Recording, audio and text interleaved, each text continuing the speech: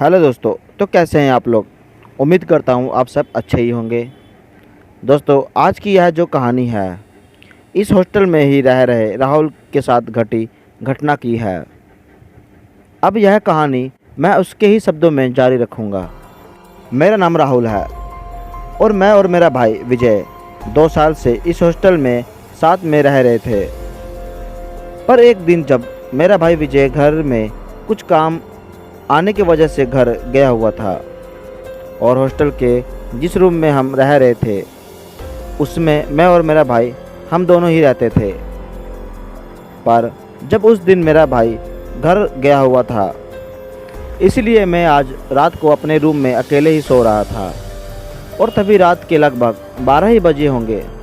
तभी मेरे रूम के दरवाजे पर किसी के थपथपाने की आवाज़ आई और कहा, राहुल दरवाज़ा खोल। पहली बार तो मैंने सही से सुना नहीं, पर उसके थोड़ी ही देर बाद फिर से किसी ने आवाज़ लगाई और कहा, दरवाज़ा खोलना राहुल, मैं विजय। और इस बार मैंने आवाज़ साफ साफ सुनी। यह विजय की ही आवाज़ थी। मैं यही सोच रहा था कि विजय इतनी रात को यहाँ कैसे आ सकता है, वो तो आज घर गया हुआ है।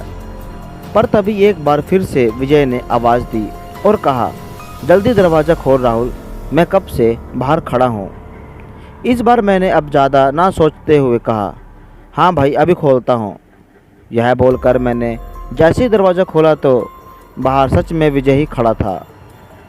पर हमारा घर इतना पास नहीं था कि कोई सुबह जाए और रात को आ जाए। वैसे भी विजय ने 3 दिन की छुट्टी ली थी क्योंकि उसे घर में लगभग 2-3 दिन का काम था। इसलिए मैंने थोड़ा शक करते हुए विजय से कहा, क्या हुआ भाई, आप तो 3 दिन बाद आने वाले थे, कुछ हुआ है क्या। फिर राहुल ने मेरी बात का जवाब देते हुए कहा, अरे यार बस ही छूट गई थी और मैं दूसरी बस का इंतज़ार कर रहा था, पर वो दूसरी बस आ ही नहीं। इतना बोलकर विजय अपने बिस्तर में सोने को चला गया और मैं फिर उसके पीछे पीछे सोने चला गया।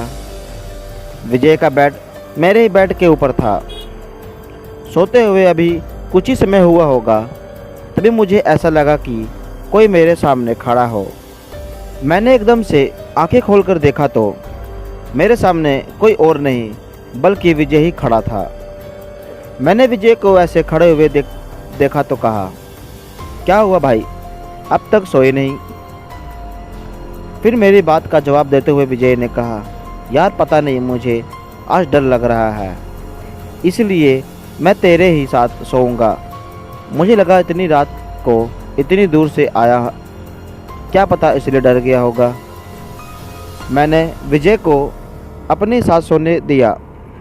सोते अभी कुछ समय ही हुआ होगा, तभी मुझे ऐसा लगा जैसे कोई मेरे गले पर हाथ फहरा रहा हो।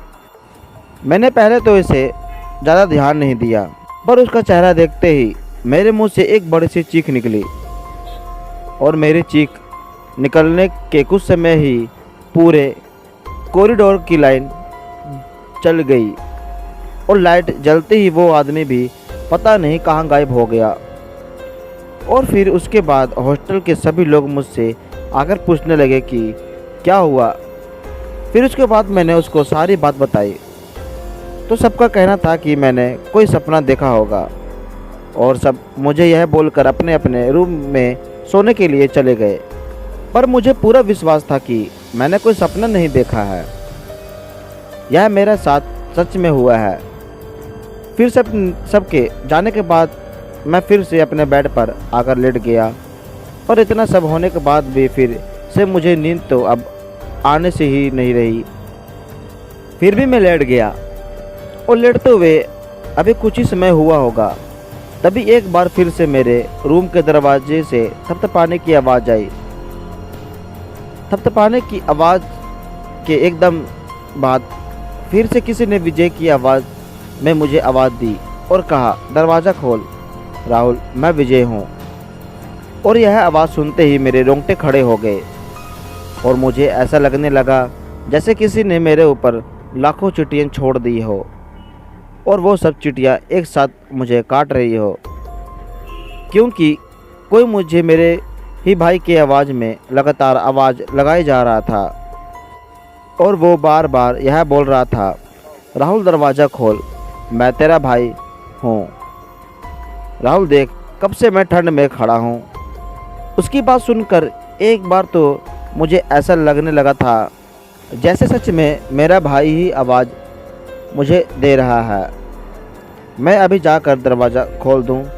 उस रात तो मुझे पूरी रात मेरे भाई विजय की आवाज़ आती ही रही और मैं पूरी रात सो नहीं पाया और मुझे डर भी लग रहा था कि ऐसा मेरे साथ क्या हो रहा है। सुबह होते ही मैं भी अपने घर भाग के चला गया और घर वालों को सारी बात बताई, जिसके बाद घर वालों ने मुझे उस हॉस्टल में दोबारा नहीं भेजा और मेरा एडमिशन दूसरे हॉस्टल में करवा दिया गया। दोस्तों, आपको यह कहानी अगर अच्छी लगी तो हमारी वीडियो को लाइक करके चैनल को सब्सक्राइब कर दें। धन्यवाद।